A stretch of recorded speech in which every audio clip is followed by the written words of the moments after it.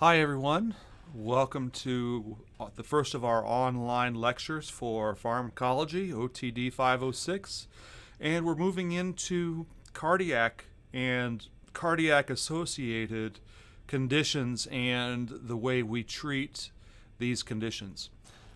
This picture right here is actually a sort of an interesting summary slide showing you some of the types of drugs that we might use in different situations within the heart. Now, we're not going to get this fine in terms of resolution, in terms of the types of disorders, but we are going to cover the generalities that these specific conditions are dealing with to give you a sense of where this all goes. There's a lot going on here. It's a huge issue in Western society, so we're going to take a little bit of time with it here over the next few chapters. So, a word of warning for you guys in this chapter. I think Barbara Gladson goes a little too far in some of the technical aspects of clotting and some of the other things in this chapter. So, in the best way to approach this chapter would be to follow along with the topics that I'm covering. So you look and see where I'm talking about things. Go find that section that covers that stuff in the reading.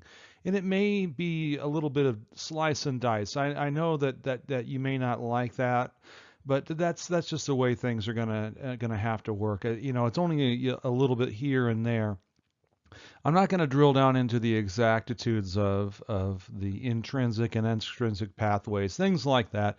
So follow along with me, take notes, and then try to find those areas in the chapter that line up with what I'm talking about. And even if it's a little more than you need, at least a little bit, that you've dovetailed what I'm talking about with what the book's talking about, because I can't explain everything to you, as much as I might like and as much as you might like.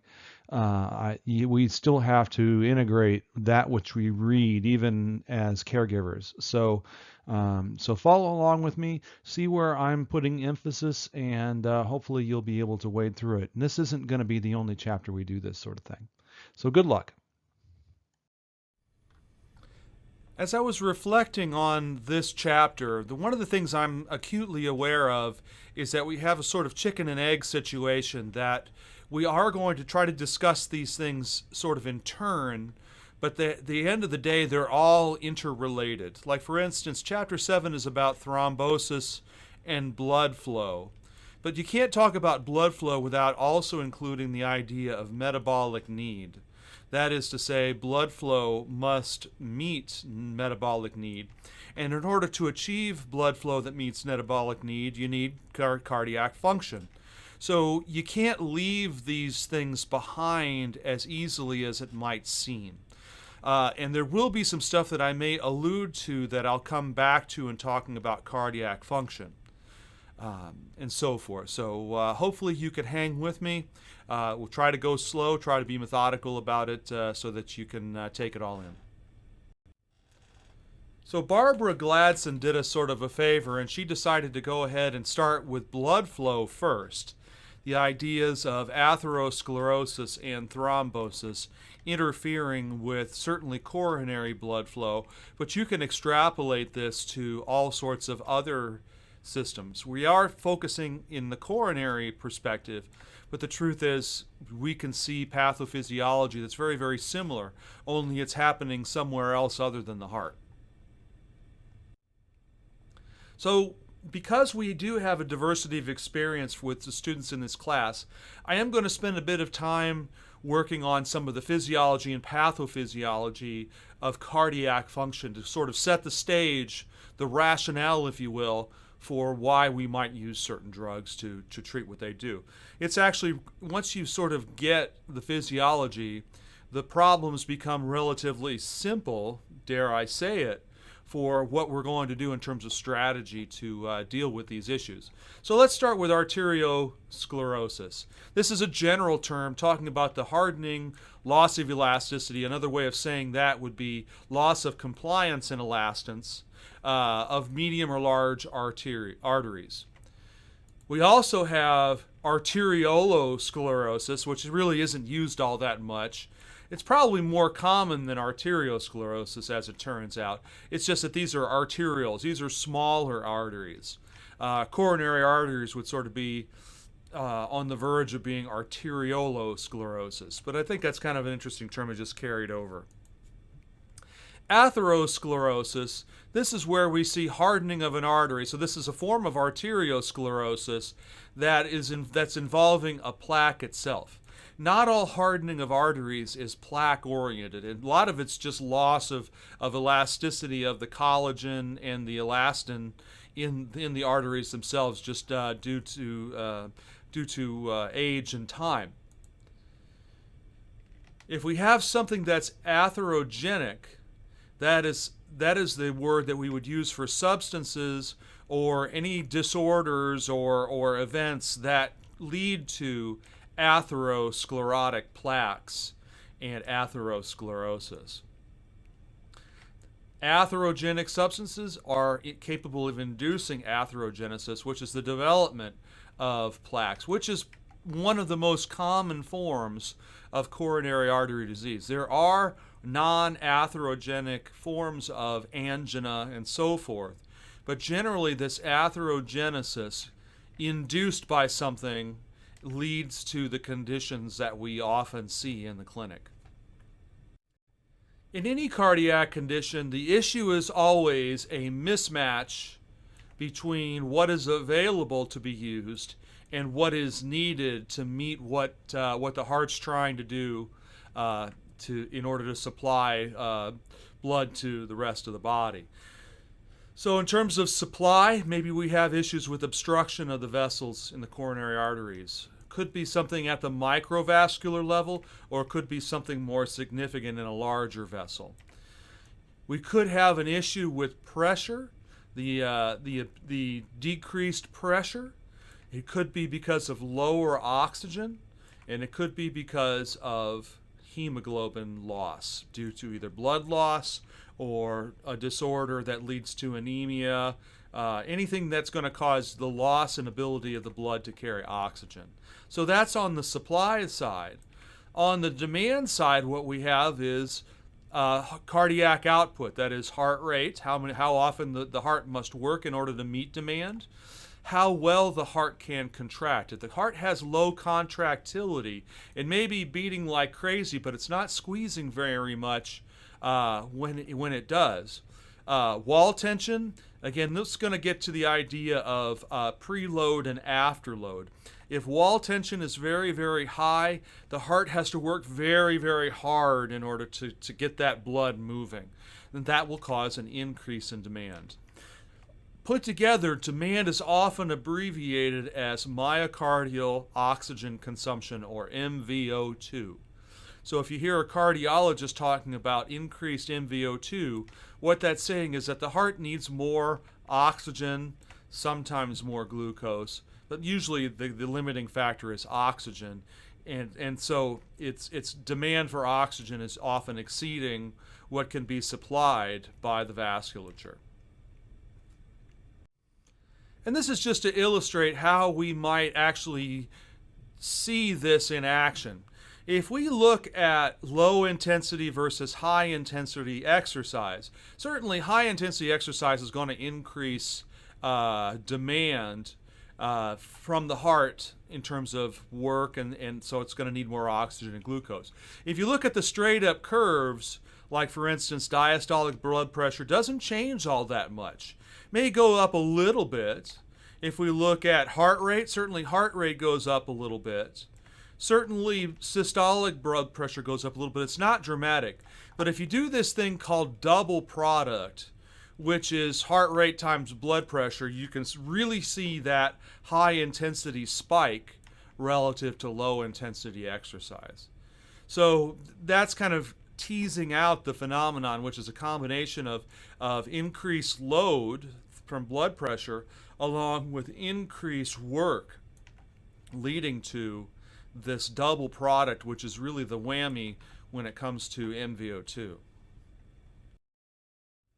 When it comes to blood flow, there are just a few things that really make a huge difference in the ability of vessels to deliver the amount of blood meant to meet metabolic need.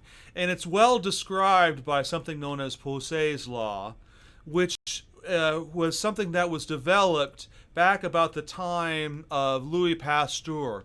There was a real renaissance in French science at the time. We saw Marie Curie, we saw Louis Pasteur, we saw Poiseuille, who was studying blood flow in pipes or fluid flow. And so he developed this formula for describing what might be proportional to blood flow or what might be more important. So what we see is that blood flow is proportional to resistance. And resistance, if it increases, blood flow decreases.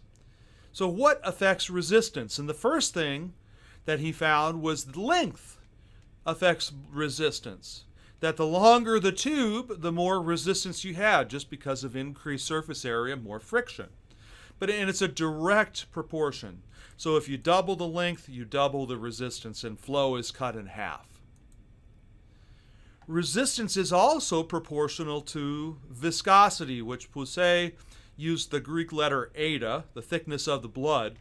This is, when you have dehydration, or if you have some kind of fluid loss that leads to elevated hematocrit, elevated packed red blood cells, or hyperproteinemia, what you're going to see is an increase in viscosity. And this is also a direct proportion. So if you double length, you double resistance. If you double viscosity, you double resistance. But where the real money is in the radius. You could say diameter as well, but he went with radius. Radius affects blood flow to the fourth power. So for instance, if you double the radius, that would be 2 times 2 times 2 times 2, which is 2 times 2 is 4, 2 times 4 is 8, 2 times 8 is 16. So you would increase the radius, you would have 1/16 the resistance, and conversely 16 times the flow.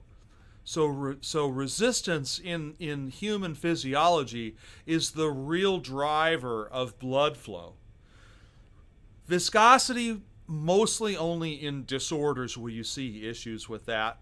Length, you hardly ever see any issues. Maybe the one exception, and I'm going to kind of wiggle my head when I say that, is perhaps in obesity. You do see some additional vascular development in that fatty tissue, which could be analogous to length, but it's really not. There are other factors that are much more important than the blood vessel length. The weight of the fat on the organ systems leading to decreased radius, things like that. But again, radius is the big kahuna in this formula. Here is some visual evidence for you. So if we have a vessel of water that has two holes, one with a radius of 1 and one with a radius of 2, even though they have identical pressures, identical lengths, identical viscosities, you would see a flow of 1 on the A side, and you would see a flow of 16 on the B side. And there is, some formulas here. I'm not too worried about that. If you like mathematical numbers, which I don't, this is just explaining it numerically.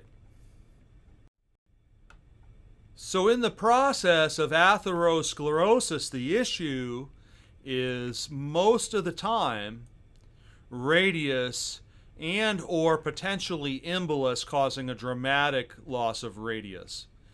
What we mean by embolus is that if this plaque becomes dislodged and moves downstream, it will become trapped in a smaller vessel and lead to a massive loss in radius and a massive loss of flow.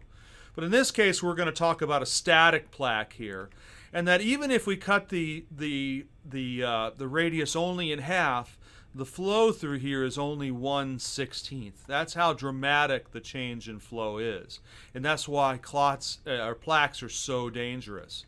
It doesn't take a whole lot of loss of radius, coupled with, say, perhaps increased demand, and then we're into a vicious cycle. So it takes a surprisingly small amount of arterial occlusion to have a large effect on flow, and there's playing out with some math for you.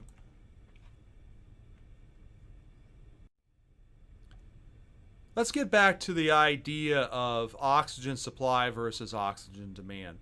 Things that can cause decreased oxygen supply certainly reduce coronary blood flow for whatever reason. That can be because of things like vessel caliber, coronary atherosclerosis, increased heart rate. That might not strike people as a common reason for decreased blood supply. What's happening is that if the heart rate increases to a very significant degree, you have less and less time for blood to fill the chambers of the heart. So you have decreased diastole, means less time for blood to be returned to the heart.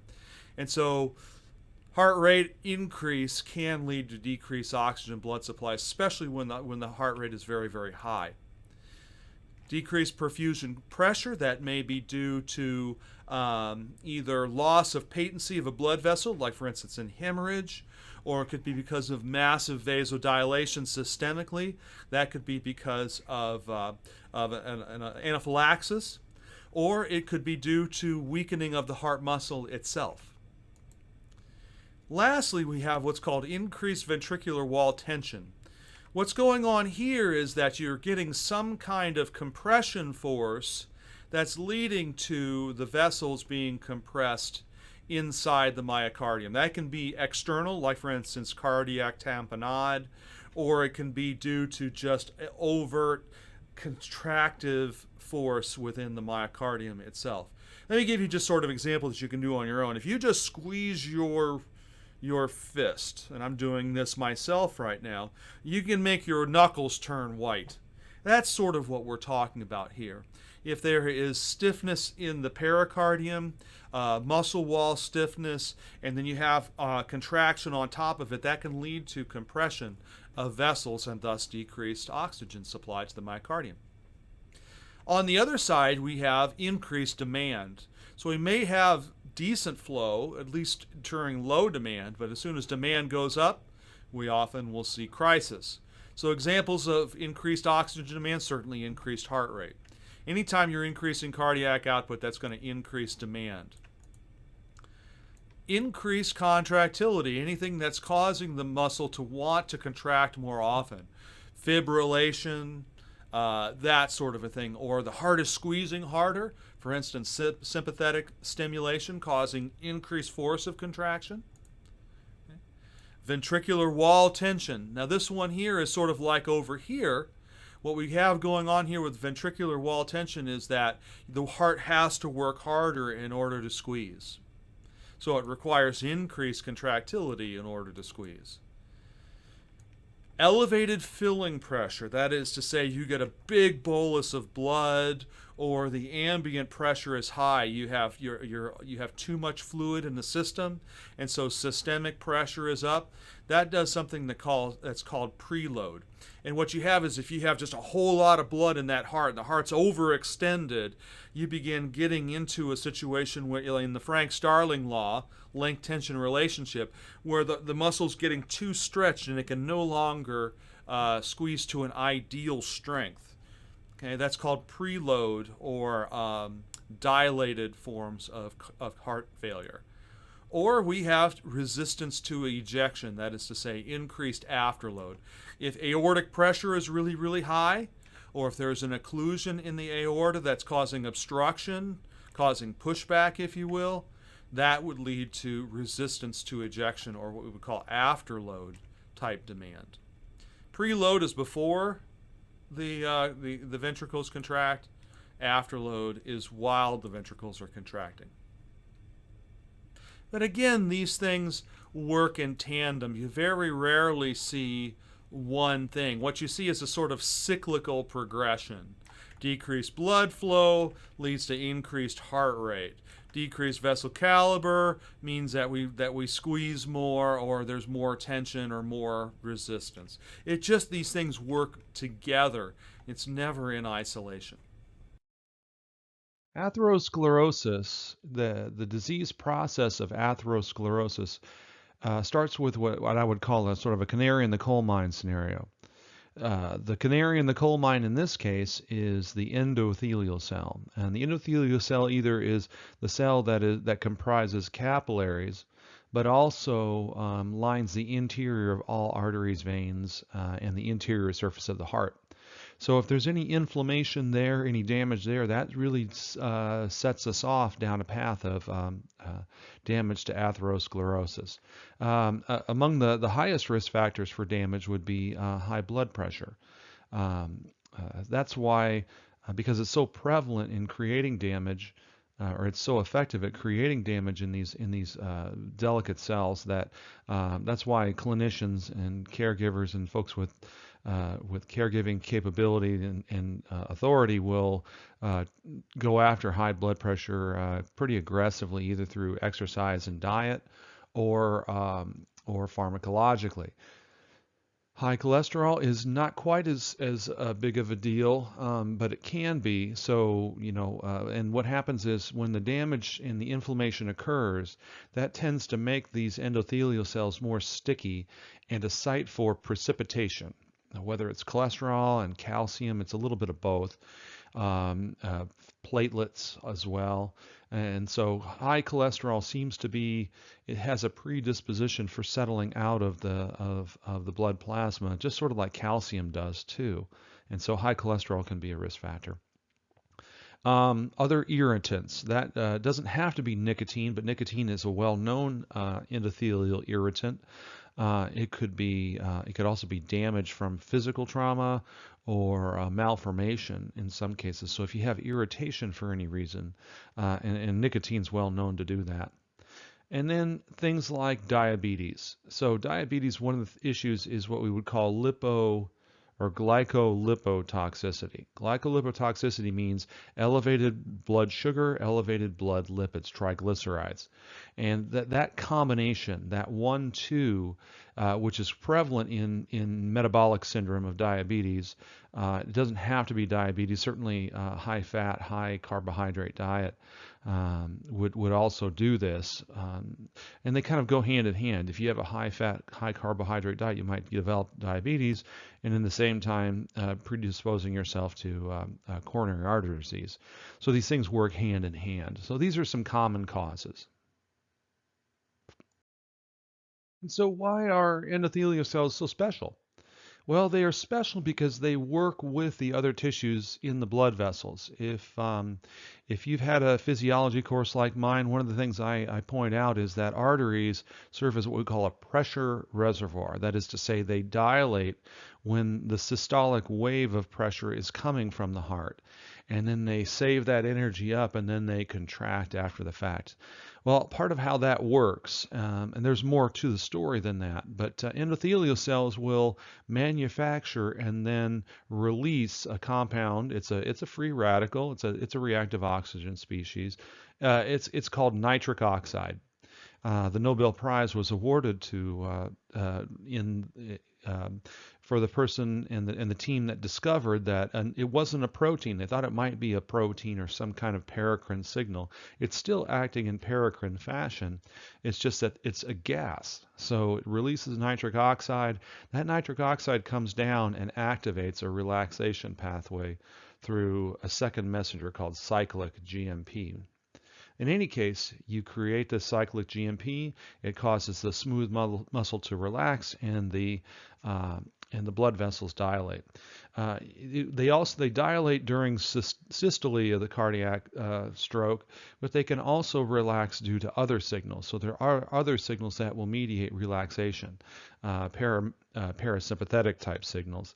And so by inhibiting the enzyme that breaks down cyclic GMP, it's called a phosphodiesterase, it's type 5. That cyclic GMP sticks around and causes the vessels to relax for longer periods of time. So you can lower blood pressure, or you can increase blood flow to the heart.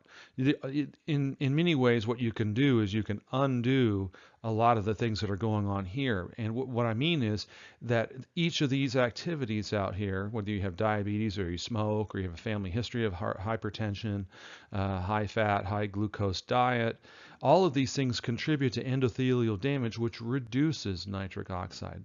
So what we're trying to do is counter that reduction in nitric oxide, because that's what seems to be the link between endothelial damage and onset of cardiovascular or hypertension. And this is a nice diagram right here showing you how all of these things, all of these potential risk factors, what they're doing first and foremost is inducing oxidative stress. And that means free radicals, superoxide, that sort of a thing. That's leading to loss of function in those endothelial cells, which leads to the stiffness, the induction of coagulation, inflammation, inability to dilate. That's all associated with atherosclerosis. We call this induction of this process atherogenesis, which leads to increased blood pressure, and it becomes sort of a vicious cycle. Another part in tandem with endothelial cell dysfunction is the accumulation of cholesterol at the site of irritation and endothelial injury. A nice little story, it's by no means complete, is the story of LDL, low density lipoprotein, and HDL, high density lipoprotein. Turns out LDL is a precursor for inflammatory cytokines, and cytokines are secreted molecules that cause inflammation and inflammatory immune responses to occur. And so if you have a high LDL ratio versus HDL, the cholesterol tends to deposit in that site of endothelial irritation. If you've got a higher HDL ratio, that's actually a good thing. And so what's happening there is that you might actually be removing material from that site. LDL is a precursor for inflammatory cytokines. So if you have a lot of LDL sitting around, it'll get converted. It'll activate white blood cells to move out of the blood plasma and become what are called foam cells, which are very problematic and pro-inflammatory. So let's look. It's all about ratio as much as it is level. So we can see that HDL has these sort of pro things, and LDLs tend to be on the negative side, if you will. And so we are increasingly looking at the HDL to LDL ratio, because HDL seems to be more healthy than the LDLs. So putting together all of the steps, I've shown you some of the risk factors, and I've alluded a little bit to this sort of atherosclerotic mechanism. We begin with that endothelial injury and acute injury, malformation, things that go unresolved in acute injury, what we call chronic endothelial injury, like continued exposure to nicotine or that sort of a thing, high blood glucose, high blood fat, leads to accumulation of LDL type lipoproteins. You get that little smear of lipoproteins on there, and then that will lead to stickiness with white blood cells. In particular, a form of white blood cell called a monocyte. The monocyte will get sticky, it'll extravasate, and it will form a foam cell secreting pro-inflammatory factors, pro-inflammatory cytokines. That will cause smooth muscle cells to begin proliferating. For not entirely clear reasons, oxidative stress and pro-inflammatory signaling leads to smooth muscle cell proliferation. And when you add more muscle, you're adding more stiffness. There's just the right amount of muscle. If we look at this guy right here, there's just the right amount of muscle, or there should be, for good constriction and dilation. And when you add more muscle, it just makes it a lot stiffer. Okay. You also get production of extracellular matrix, and that's also contributing to the stiffness of the artery.